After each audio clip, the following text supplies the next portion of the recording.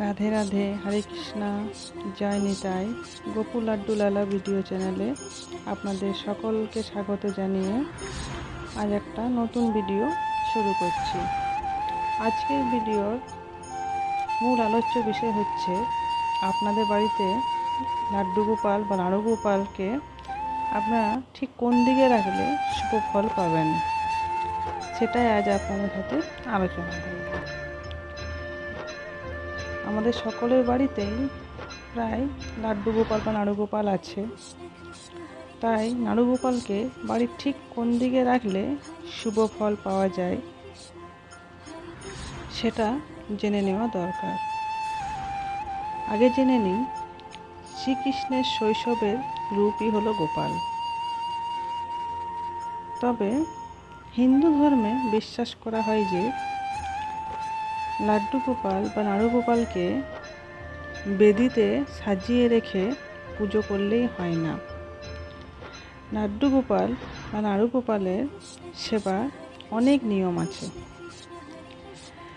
নাড়ু গোপালকে যখন বাড়িতে নিয়ে আসা হয় তখন তাকে বাড়ির একজন সদস্য বলেই মনে করা হয়, সেভাবেই তার যত্ন, তার সেবা করা হয়। এবার জানা যাক নাড়ু গোপালকে বা লাড্ডু গোপালকে বাড়ির ঠিক কোন দিকে রাখলে আপনারা শুভ ফল পাবেন, যাতে সকলের বাড়িতেই সুখ সমৃদ্ধি শান্তি থাকবে। বাড়ির ঠিক উত্তর পূর্ব দিকে লাড্ডু গোপাল বা নাড়ু গোপালকে রাখলে শুভ ফল পাওয়া যায়। উত্তর পূর্ব দিক অর্থাৎ ঈশান কোণ। ঈশান কোণে যদি গোপালকে রাখা হয় তাহলে খুবই ভালো ফল পাওয়া যায়।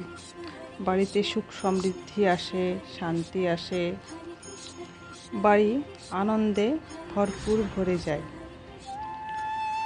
আবার যদি আপনার বাড়িতে গোপালের মাখন চুরির ছবি থাকে তাহলে সেই ছবিটাও যদি উত্তর পূর্ব দিকে রাখা হয় তাহলে সেটাও খুব ভালো ফল দেয়। তাহলে আপনারা জানতে পারলেন লাড্ডু গোপাল বা নাড়ু গোপালকে বাড়ির ঠিক কোন দিকে রাখলে শুভ ফল পাওয়া যায়। বাড়ির ঠিক উত্তর পূর্ব দিকে রাখবেন, দেখবেন খুব ভালো ফল পাবেন।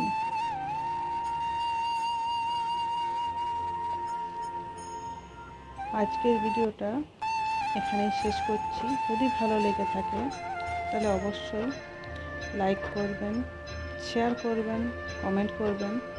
আর যদি চ্যানেল নতুন হয়ে থাকেন চ্যানেলটাকে অবশ্যই সাবস্ক্রাইব করবেন। কমেন্ট করে জানাবেন ভিডিওটি কি আপনাদের ভালো লেগেছে। তাহলে গোপালের বিষয়ে আরও অনেক কিছু নিয়ম বা সেবা নিয়ে একটা ছোট্ট ভিডিও আপনাদের সবার সামনে নিয়ে আসব। সকলে ভালো থাকবেন, সুস্থ থাকবেন। সকলকে রাধে রাধে, হরে কৃষ্ণ, জয় নিতাই। নিতাই গৌর হরি হরি বল। সকলকে রাধে রাধে।